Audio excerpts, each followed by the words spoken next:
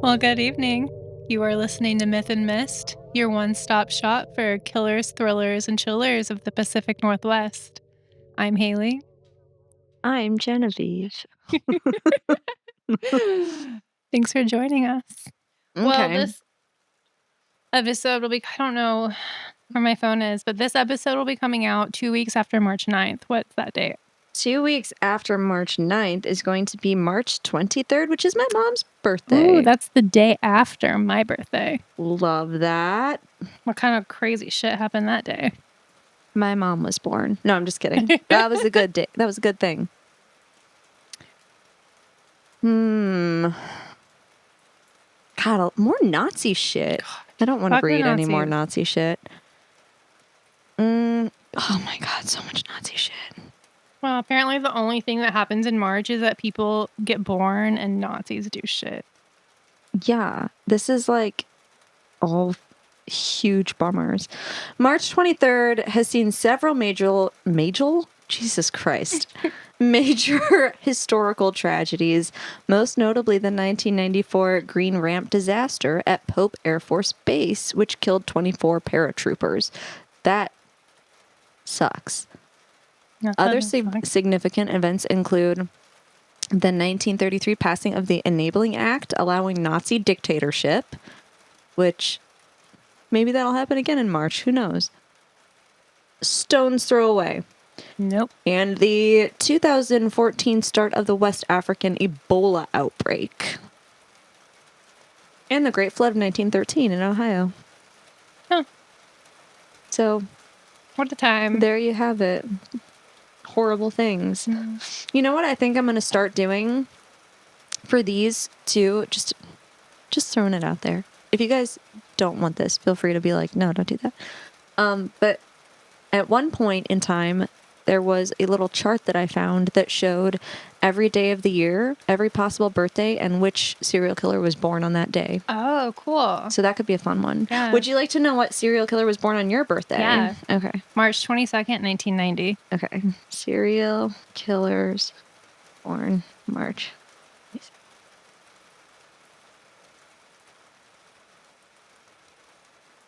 There's a few. William Sapp, convicted of murdering 3 women and girls in Springfield, Idaho, during 1992 and 1993. Lucius Boyd, a Florida man, convicted of the 1998 rape and murder of 21-year-old Donia DaCosta. And Larry Raines, convicted of first-degree murder in 1964 and sentenced to life in prison. It's always men killing girls, killing and raping girls. Mine is a bummer. I think I remember mine. And I think it was Beverly Allitt? Yep, October 4th. She's so gross. She's an English serial killer who was convicted of murdering 3 infants and an 11-year-old boy and attempting to murder 3 others. I believe she was a nurse. Oh, that's awful. Yeah, she's the worst. Ugh. I'm like, ew, I don't you guys want were born the same year? Birthday with her. No, different years. Okay. But October 4th, she's a Libra. Huh. Ugh. Anyway, that might be a fun one. So if there's ever a time where we can't find if the events are too bummery, like if it's just like more Nazi shit, I'm just going to be like, you know what? Maybe once we get through March. I know. I'm like, why is that like the Nazi event month? I don't know. Does anyone know? Why? I don't know. Tell us. Today we're talking about Mount Shasta. It's like, who's Mt Shasta? He's this cutie. He sounds interesting. Mt Shasta. I like that. I wonder where Mt Shasta live. Mt Shasta. It's a good name. I feel like he has to live in like Jersey. Oh, I'm sure, yeah. And he owns like a used car lot. Hey, I'm Mt Shasta. I'll give you a deal on a car. I don't know. Well, anyway, yeah, we're talking Mt Shasta, which is, again, we're pulling some kind of edgelord moves where it's like it's not quite. I guess Mt Shasta is. I don't know. I feel like Pacific Northwest purists are going to really say that Northern California is not Pacific Northwest. Pacific Northwest, but it's not that far from the Oregon border. It's very close. And it's a part of the Cascades that go through Pacific Northwest. So. I feel like you could definitely make a case for it. Yeah. Same thing with Idaho. It's fucking weird ass, really interesting area though. So worth talking about regardless. Definitely. And very pretty. Yeah. Supposedly, from everything that I've read. It's quite beautiful. Yeah. I've driven past it, but I've never, I guess I've seen it from the freeway, but I've never stopped or been to it. I've heard it's a very cute, sleepy little town. Yeah.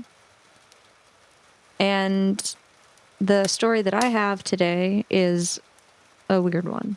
Please tell. Please tell. Hang on, let me... Jesus Christ. Let me just... prepare. Oh, God. All right. First, little info on Mount Shasta. Just 3,500 people in the population. So, teeny little. Mm-hmm. Located in Siskiyou County, which sounds familiar because there's Siskiyou Street here. Mm-hmm. At about 3,600 feet above sea level. It boasts fantastic skiing, hiking, caving, fishing, and camping. A charming, sleepy little town with a breathtaking backdrop of mountains and lush pine forests. Mm-hmm. It is also where this weird, tragic thing came to a head. I'm going to tell you about it right now. On October 13th, 2019, Mount Shasta resident and local pharmacist Brittany Charlesworth was working her normal afternoon shift at Owens Pharmacy, which is a little old-timey, cute local pharmacy in the middle of downtown, across the street from the local police department, which is also, like, I looked up street views, and it looks like something out of like a 1950s movie set. Like, it's just, everything is so little, and there's no chains. Cute. And it just looks very wholesome. Yeah. And like now. Yeah. Like, it reminds me of, like, if you've seen the movie Pleasantville. Mm-hmm. Like, that's what the police department looks like. Like, it doesn't look like scary and disgusting like the ones do in major metropolitan areas. It looks like, you know, that's where you go when your cat needs to get down from a tree or something, you know? Like, it's just looks very charming, small very town. Quaint. Yeah. Suddenly, she noticed a lot of activity coming from the police department. Commotion, voices, shouts, and more officers rushing outside, which for Mount Shasta is extremely weird because she said, like, nothing happens here. The police surrounded a car parked in their small parking lot. Again, tiny town. Very weird. Now suddenly, all hands on deck. And at this point, they drape a tarp over the car. So Brittany said that's when she knew there must have been a body in there. And she was absolutely right. Mm. Just moments prior to the commotion, which she did not witness because she was in there doing her job, a man had walked calmly into the Mount Shasta Police Department, approached the attendant working at the front desk, and when she asked how she could help, he replied, "I'd like to surrender."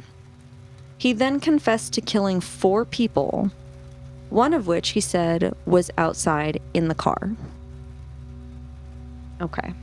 So they're like, okay, guy.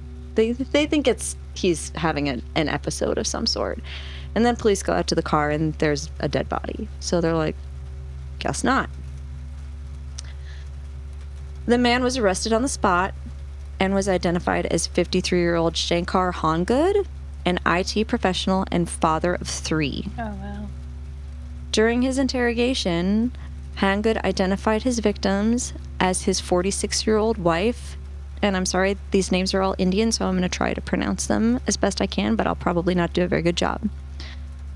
So again, his 46-year-old wife, Jyoti Shankar, his daughter, 16-year-old Gauri, his sons, 13-year-old Nishal, and 20 or 21-year-old Varam. Some sources said 20, some said 21, so I don't know which one is accurate. And it was his older son, Nishal's body that police discovered in the car that day.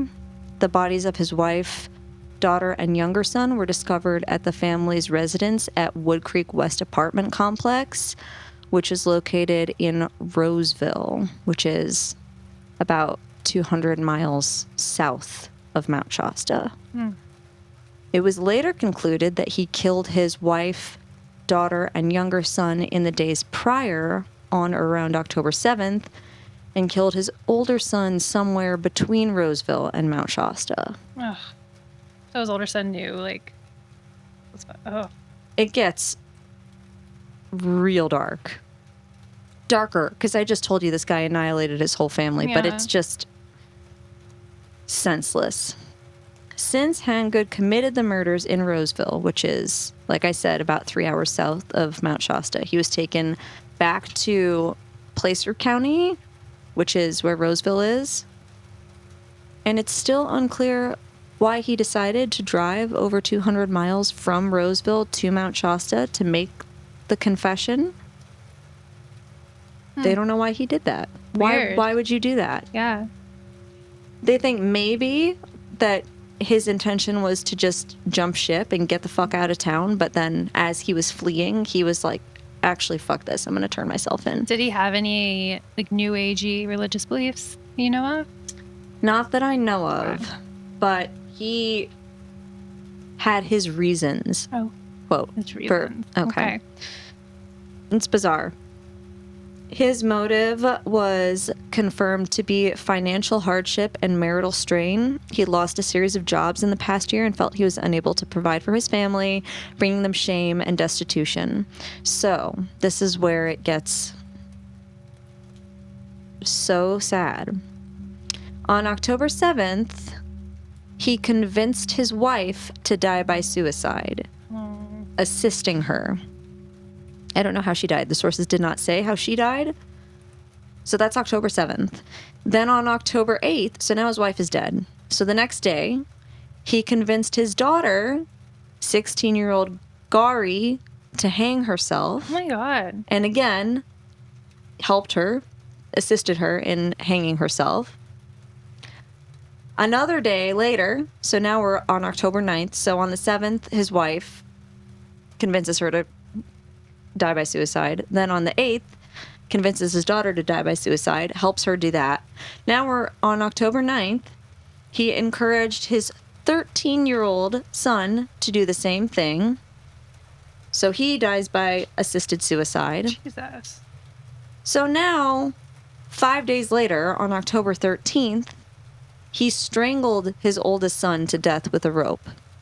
Again, sources say he was 20, some say he was 21. I don't know which one is correct. So, do you think he was not able to convince him to do it himself? Yes. I think he probably tried, and his son was like, no. And so he's like, well, then and then he ultimately just killed him. He said it was his plan to die by suicide as well, and that's what he told his family. He was like, y'all go first, I'll meet you in the afterlife. And then he just didn't do it. I mean, that sounds like some culty bullshit. So, at his sentencing, Placer County Chief Assistant District Attorney David Tillman said, quote, "It's hard to reconcile with the facts that this tragedy could happen because someone couldn't get employed. But it's an old world patriarchal thought pattern where if he can't be a provider, he doesn't want his family to have nothing, so he kills his family." God. Hangud initially entered a plea of not guilty in 2019, which, unless you're doing not guilty by reason of insanity, I don't know how you would do this because you literally confessed and there was a body in your car and bodies in your house. So I don't know how you're trying to be like, oh yeah, I confessed and there's bodies everywhere that I said that there would be, but I didn't do it. Like, just kidding. Like, I don't know how that would work. But whatever, he ended up changing his plea to guilty in September of 2021. On November 10th, 2021, he was sentenced to 3 consecutive life sentences for each of his children with an additional 2 years because he assisted in his wife's suicide. But let's be real. Come on. Yeah. He claimed, like I said, his intention was to kill himself, which is what he told his family, and that he would meet them in the afterlife. However, he ended up losing his nerve and just went and turned himself in. Which brings me to the horribly patriarchal and antiquated concept of honor killing or shame killing. Have you ever heard of these things? No. The term honor killing, I'm reading this as a quote right now. Also called shame killing, refers to murder that is committed typically by members of the victim's family with the motivation of preserving or recovering the honor that the victim is perceived as having violated or lost as a result of their actions, which may be a source of shame in their society. Most cases of honor killings involve femicide, and they are likewise a frequent manifestation of violence against women in regions of the world where there are traditional or legal norms that greatly restrict women's rights and freedoms. So this is a little different because he didn't just kill his wife and daughter. He killed the whole family. Yeah. But it's the same kind of situation where it's like, I can't provide for my family. That's dishonorable. Like, we can't possibly live with this. Yeah. You gotta go. And there's been a lot of highly publicized honor killings that have been covered on a lot of different podcasts, but I wanted to spotlight one specifically from my hometown because it was a girl I went to high school with. Oh, wow. She was a grade ahead of me. So when I was a freshman, she was a sophomore, and she was in my freshman year. She was in my exploratory art class. So I was a freshman, she was a sophomore. Mm-hmm. And her name was Tahani Mansour. She was from Rocky River, Ohio, which is the suburb of Cleveland that I grew up in. She was murdered by her father, Jamal Mansour, on September 27th, 2016. He shot her twice in the head. Mm-hmm. Why?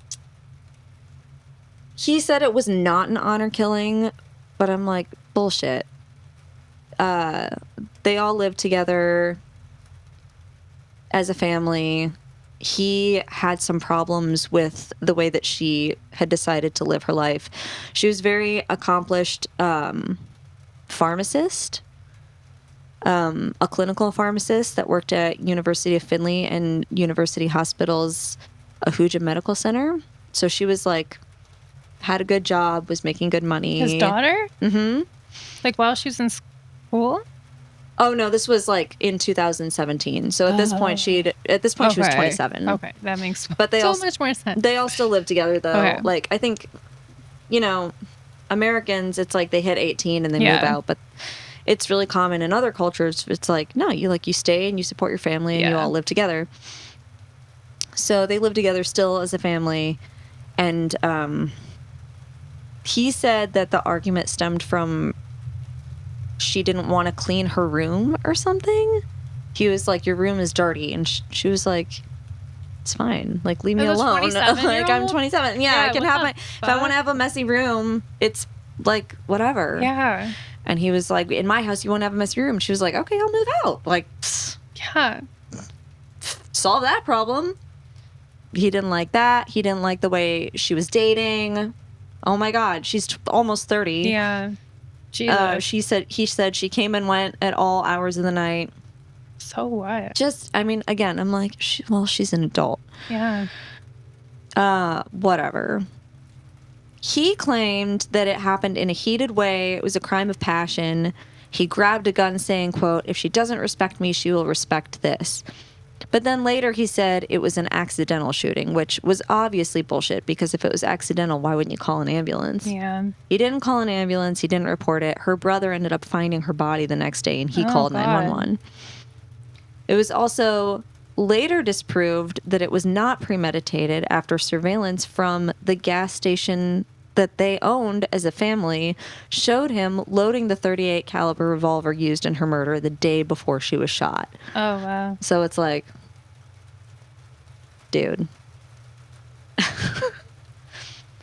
Obviously premeditated.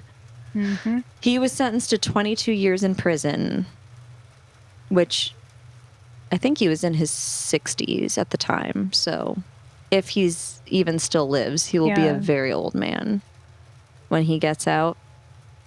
I did put a link to a video that I found from the news, local news, at the time of his sentencing, because his attorney, I would say, doesn't do a great job defending him. I don't know why they picked that particular clip to put on the news, but maybe it was the best one, and that lawyer, attorney, just really hope not, because it is so weird and like irrelevant. Like, it's not like, I want to clarify that nothing about this case is funny. It's a horrible tragedy and senseless crime, but the way that his attorney in the clip, you guys have to just watch it because it is so silly. The way he's talking, he's trying to justify like why his client was angry enough to perpetrate this crime of passion. And he was like, I think he has a Jersey accent for some reason too, which I'm like, why Mt Shasta. It's probably Mt Shasta.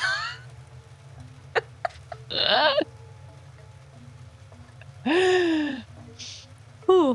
But I'm like, why do you have a Jersey accent? You're from Cleveland, Ohio. Like, I'm from Cleveland too. I don't have a Jersey accent, you know? So I'm like, where's that coming from? And he's like really chubby, and he's like pretty sweaty, and just looks like a Sopranos extra. And he's like, God, it's so funny and weird that like it's only like a 20-second clip of him, but he's like, it was not just that she didn't clean her room. There was plates under her bed, mashed potatoes, and there was meatloaf. Fucking meatloaf. And then that's not grounds for murder. The clip just cuts up, and I'm like, I like to think that oh yeah, why didn't you say that? You didn't mention that there was meatloaf under the bed. Should have led with that. Yeah.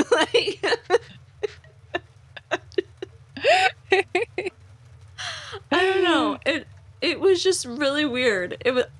It kind of tracks for Cleveland. Cleveland is so silly. It's such a weird town. It kind of, everything about it just seems like it's a bizarro version of like another city. Yeah. Where everything, it's like AI. You know what I mean? Where it's like, that kind of. I've never been, but I don't know. That seems right to me. Yeah. It's like Cleveland that. being an AI city. I'm like, if it was an AI attorney, he would absolutely be like, there was meatloaf under the bed. Like, it's so weird. Anyway, senseless tragedy, weird clip, honor killings, still happening. Yeah. Still happening all over the world. In some countries, they're not considered a punishable offense. In fact, the community is actually like kind of thinks less of you if you don't. That's fucked up. Yeah. So huge bummer. Mount Shasta. Probably the most action that little police station has seen in a really long time. I hope so. Hope that was the first and the last. I know, right? I looked up some crime statistics for Mount Shasta just because I was curious, and what I found was that it has a lower overall crime rate than most cities, but a higher violent crime rate. Interesting. So less crime overall, but of the crime that happens, a higher percentage of violent crimes. Huh. A good amount of people have went missing in that area. Yes. An odd little city. Non-little city. Maybe one of those cities like Pleasantville from the movie Pleasantville, where it's like a little too perfect.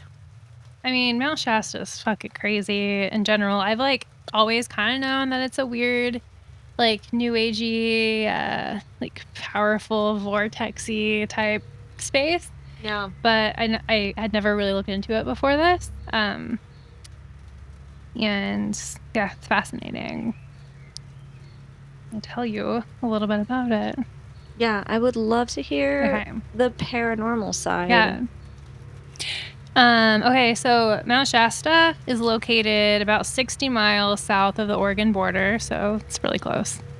It is the second highest peak in the Cascades, which range from Northern California to BC, Canada. Mount Shasta itself is so steep and tall that it creates its own weather, and it's known to create spaceship-looking lenticular clouds around the mountain peak. Keep that in mind. It's also the subject of a ton of myths and legends and a world-renowned hotspot for paranormal activity. People from all over the world come to Mount Shasta seeking something beyond the ordinary. Many people believe the mountain is the site of an energy vortex that allows passage into the metaphysical dimension. That's where we're going to find Bigfoot. Oh, yeah. You're going to find a lot. You just wait. So for Native Americans, the mountain is a sacred place, with some viewing it as central to their creation myth. Artifacts in the area suggest that humans have been living there for at least 9,000 years. The tribes who live around the mountain today include the Shasta, Wintu, Achomawi, Atsugui, Modoc, and Klamath people. And I'm sure I'm mispronouncing that, and I do apologize. According to local Klamath people, Mount Shasta is inhabited by the spirit Chief Skell, who descended from heaven to the mountain's summit. Skell fought with the spirit of the underworld by causing various eruptions on the mountainside. And according to the Modoc people, the bones of their ancestors were buried in the mountain. They also believe that a creature known as Kagmi, Bigfoot, protects the surrounding woodlands. I bet he does. Yeah. There is a well-known legend. Okay, I'm really curious if you've ever heard of this before. There's a well-known legend that says Mount Shasta is home to complex tunnels and a hidden underground city called Telos, with a civilization of people known as Lemurians. I have heard of Lemurians. Okay, yep. Yeah. Mm-hmm. Lemurian. I didn't know that was specifically Mount Shasta, though. Yeah. Lemurians were residents of a mythical lost continent called Lemuria, which died out thousands of years ago. It is believed Lemurians survived and resettled inside the mountain. Over the years, Lemurian residents have been spotted wandering around the area. They are said to be 7 feet tall with long flowy hair and often wearing sandals and white robes, which kind of sounds like any hippie, New Age hippie to me. A really tall New Age hippie. Yeah. According to lore, Lemurians are technologically advanced and highly spiritual. It is said they are super scientifically savvy and they use crystal technology to power their city inside the mountain. Technology. They live in a complex system of tunnels beneath the mountain with jeweled walls and fur-carpeted floors. Classy. Mm-hmm. According to local legend, the tall men from the Lemurian civilization were once known to patronize local stores, buying enormous quantities of sulfur and salt with gold nuggets that always exceeded the value of what they were purchasing. That's kind of fun. Why do you think they need sulfur and salt? What are they doing down there? To power their crystals? Cooking. Oh, fair. Yeah, they're seasoning their food. Sulfur? Yeah, give it that nice eggy kind of... Fair, yeah. Yeah. All right. I'm just hungry. Yeah. The legend of Lemuria grew in the 1800s when a Eureka teenager named Frederick Oliver claimed that an ancient native of Lemuria had used him as a channel to write a manuscript that described a buried city with walls polished as by jewelers, but excavated by giants. Well, if they're technologically advanced, why would they need to channel a human person to write this shit? I don't know, so that other humans will listen and know, maybe? Maybe they don't want to make themselves super known. I don't know. Well, why would they want us to know about it? It's a good questions. I'm not sure. Lemurians. I know. Send us an email. If you're a Lemurian, please reach out. We would love to have you either on the podcast or do a little Q&A via email where you answer some of our questions. really, do some deep digging, and then we'll just read your answers. Or if you just want to hang out, like no podcasts, and not, like you just want to come Bring chill. us a gold nugget and some food seasoned with sulfur. Yeah. All right. The belief in Lemurians is still really popular today and has been incorporated into a lot of different new age religious movements. Do they speak English? I don't know. I assume so. Do they speak Lemurian? Oh, great. As far as I can tell, they speak English, but I have no idea. I didn't read that. That's a good question. So many questions. Residents who claim to speak for the Lemurians have also multiplied. According to historian William Measy, Frederick Oliver was the first channel for the area, but now you can find them all up and down Main Street in Shasta. Is the city called Mount Shasta around it? I think it is. Mount Shasta, Ohio. That seemed to be what the article that I read said. But okay.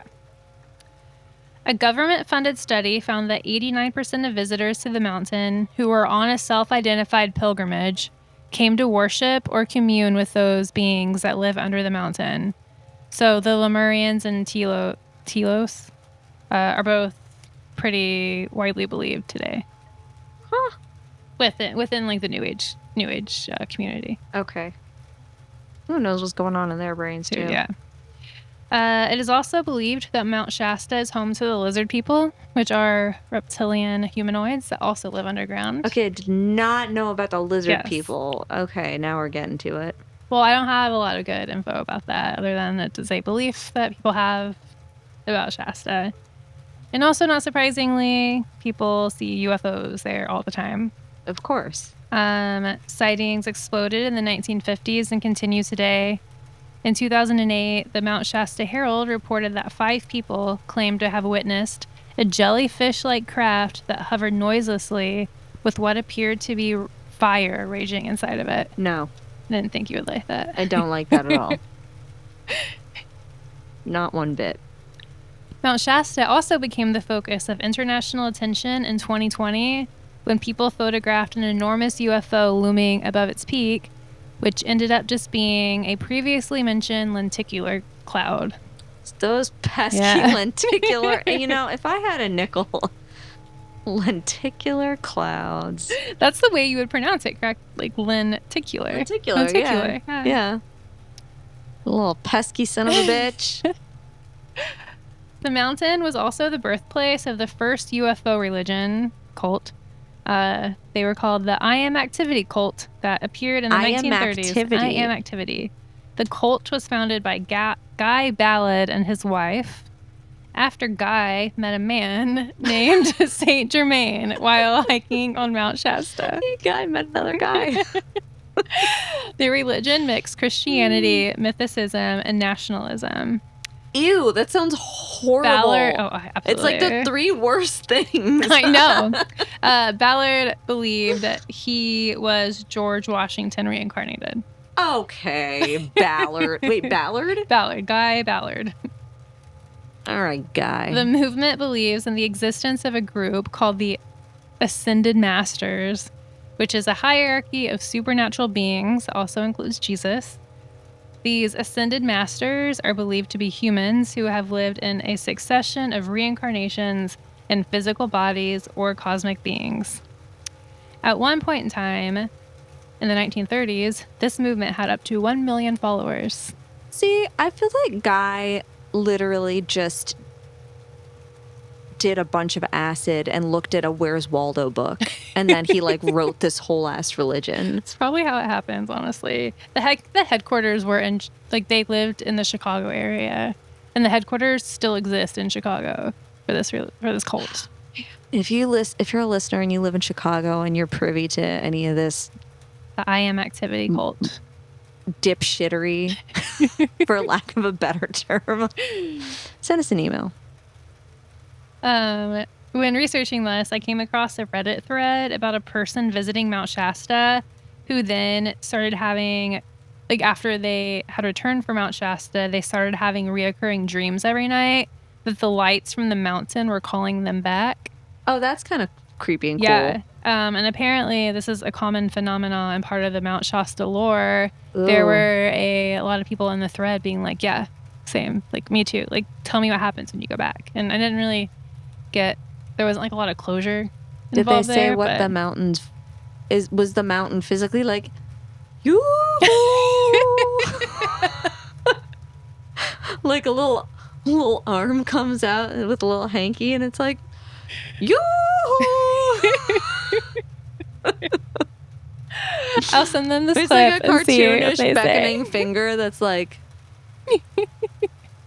come here. I'll follow up and find out.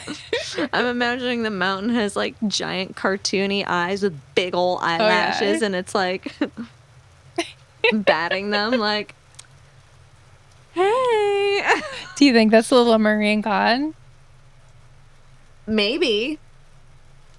I mean, if I had that dream, I'd probably be like, yeah, I'll go back there. Yeah, why not? Sounds sexy, kind of.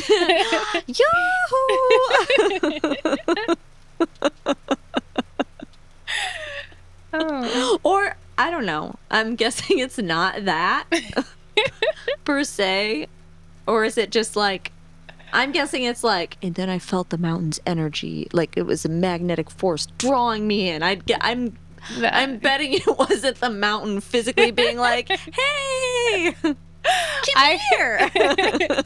I kind of read it as they just like kind of like a Lost type thing where like there's definitely something sort of paranormal going on, and there's like the like lights and energy like pulling them back and like drawing them back while they're sleeping. Okay.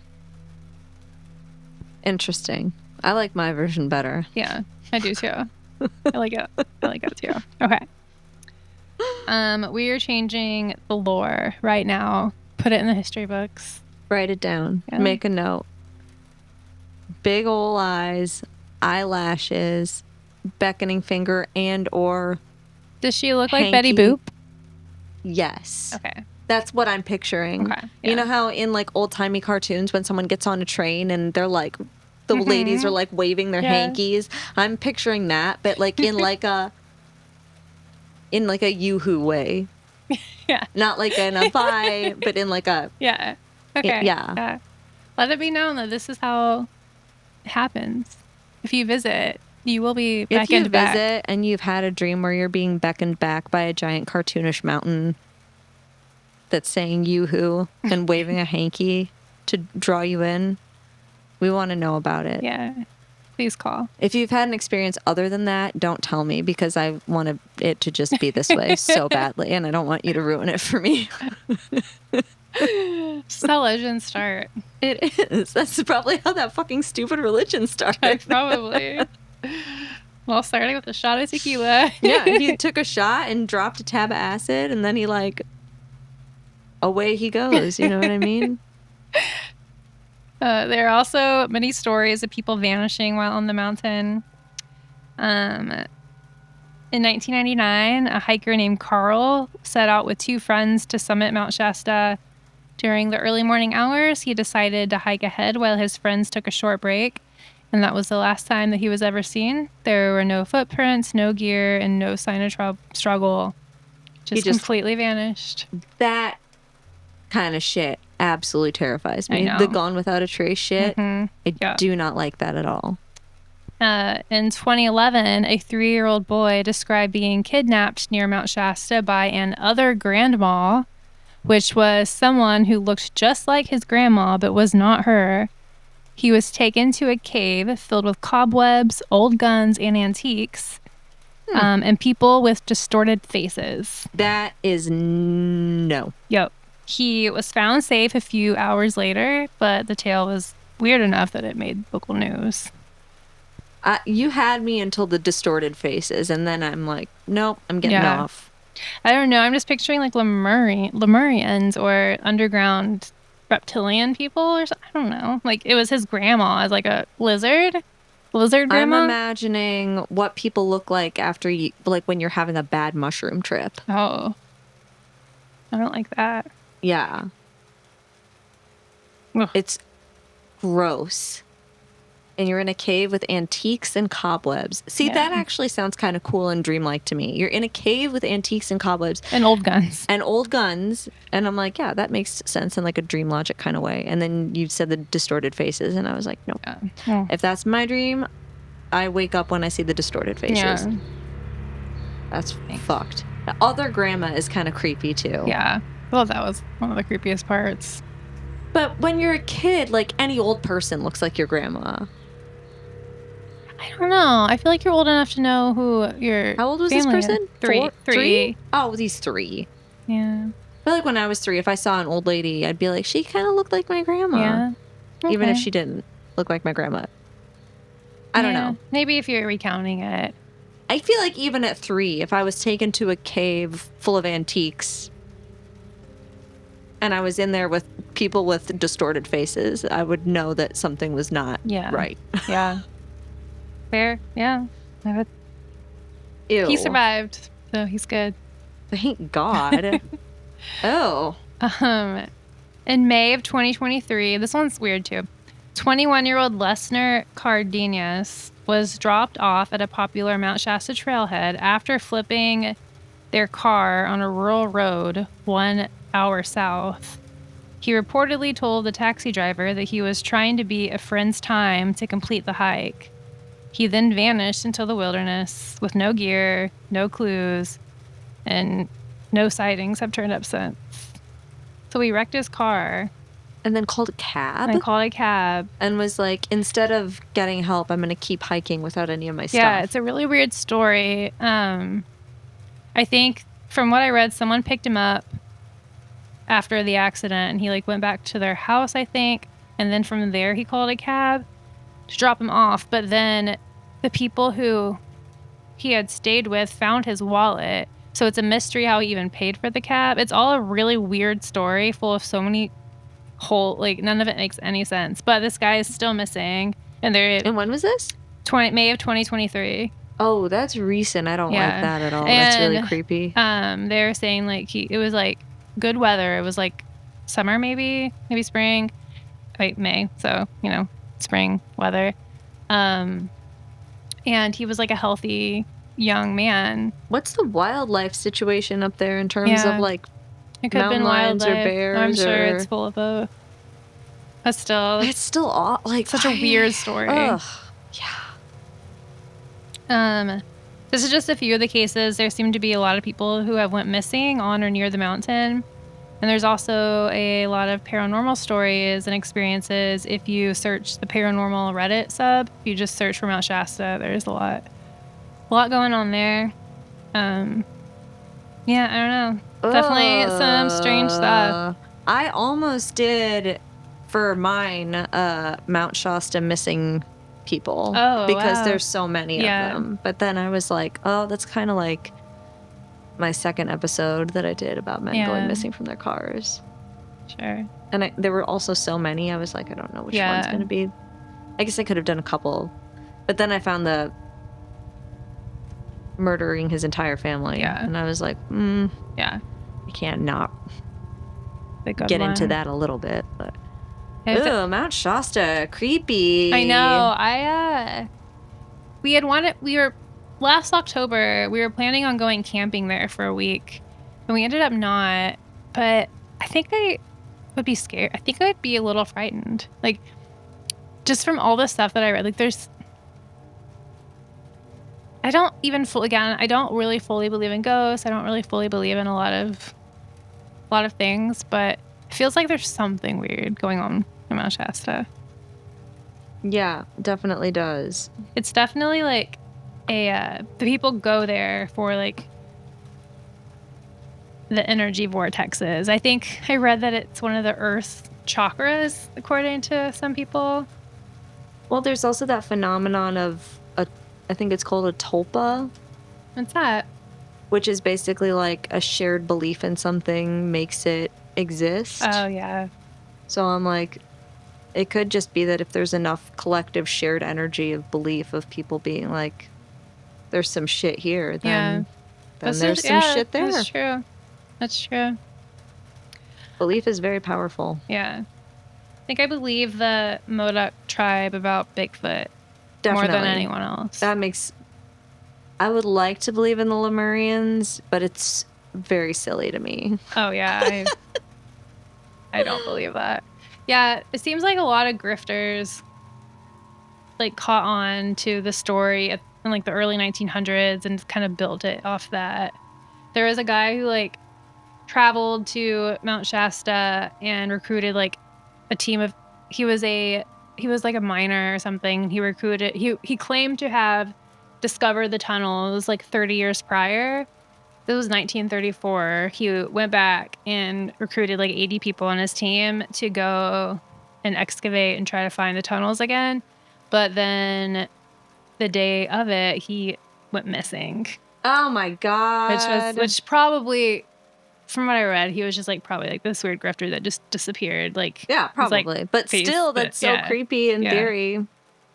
It kind of reminds me of some stories I've heard on other like paranormal podcasts where people write in about this one specific race of aliens that it seems like they essentially come to Earth occasionally to be like tourists. Oh, fun. And I've heard a couple of different stories from different people who have written in that all are very similar in terms of the experiences that they've had, but it's always from the perspective of somebody that's working and the aliens, air quote, come in as patrons. And there was a really funny one of a girl that was working at like a Starbucks, and she said these two women came in that looked basically identical, except one was like a miniature version of the other one. Like one was really tall and the other one was like kind of child-sized, but they had the exact same faces, the exact same like giant, beautiful, really piercing eyes, the same like long, flowing hair, the same poreless skin. They were speaking a language that she'd never heard before, and I guess she was like multilingual, like fluid in a lot of different languages, including like Arabic and I forget. I think Spanish, Arabic, Latin, like all these different languages. And she's like, I'd never heard their language. I couldn't figure out like what it was even rooted in. And they came into the Starbucks, and the taller one was a lot calmer and just kind of overseeing the little one, but the little one was like clearly very stimulated and was like so excited and was like picking up everything. Like she'd pick up like a thing of coffee beans and show it to the big one and be like, look, you know, like in her language, and the big one would be like, okay, put it down. Like, and you know, really she'd pick up like a French press and like play with it and be like, you know, like so curious about everything. And she said they ended up buying like a travel coffee mug or something.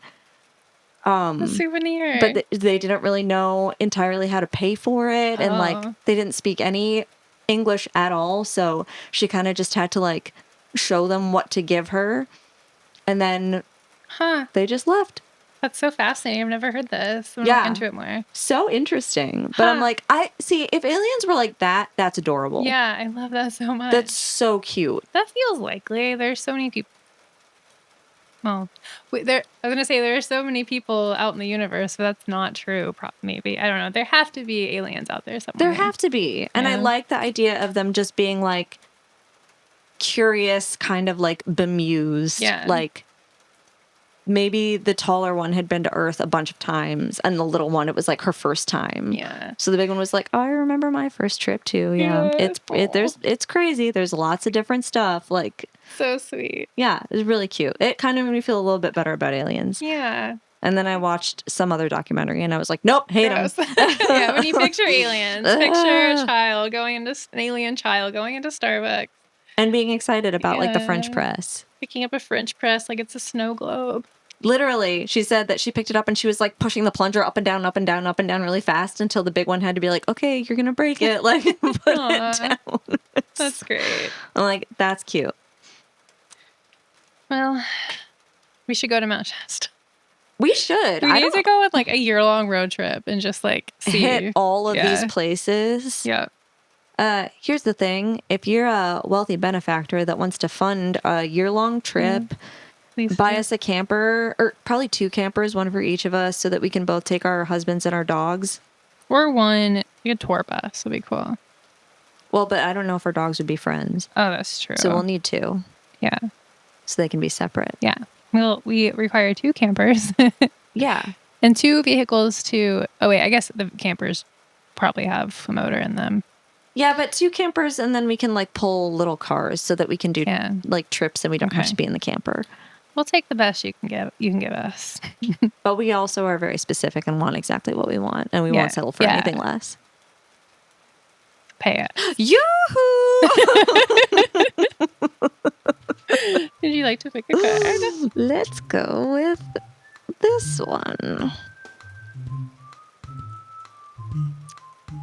In which state did the infamous Bonnie and Clyde end their cross-country criminal spree? I don't fucking know. Do you want to pick another one? No. Okay, let's go. Okay. I might know it. I might get a lucky guess. A, Missouri, B, Oklahoma, C, Arkansas, or D, Louisiana?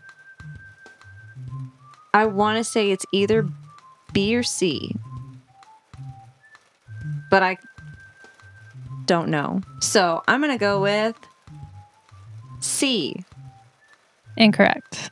B. Incorrect. Fuck. I don't know. Louisiana. That was the one where I was like, surely it's not Louisiana. I would remember that. Well, it shows how much I know. It's always the one you least Here's the thing.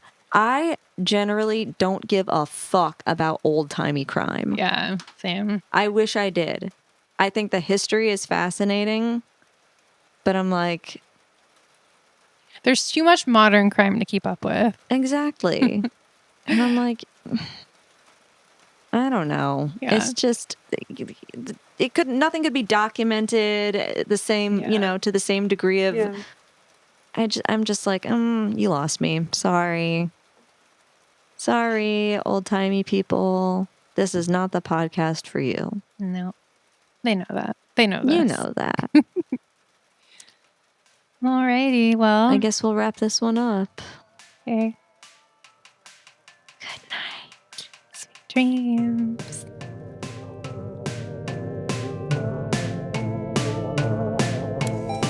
This episode edited by 88.9.